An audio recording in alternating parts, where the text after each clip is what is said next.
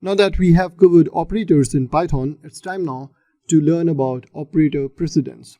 Over here, you can see for version 3 in Python, we have this list of operator precedence, and this is the order from lowest precedence to highest precedence, that is from least binding to most binding. So you can see all the expressions that are mentioned either in brackets or as array or key value or expressions. These all, like tuple display, dictionary display, and set display, these all have highest precedence. And the lowest ones are lambda expression, if else conditional expression, or and not x, that is boolean or, boolean and boolean not.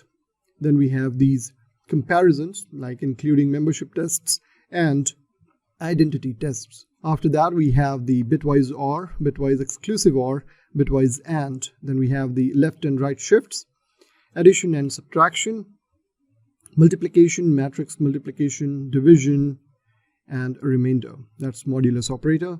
Then we have positive, negative, and bitwise not, exponentiation, await expression. Then we have subscription, slicing, and attribute reference. So this is from lowest or least binding to highest precedence or most binding. What it means is, if in an example we see over here, you can see I have this expression which says 2 plus, then inside the bracket we have 3 into 5. So the precedence will be first evaluated over here, that is 3 into 5, because that's inside a bracket. So this will be like 15, and then that sum will be added to 2.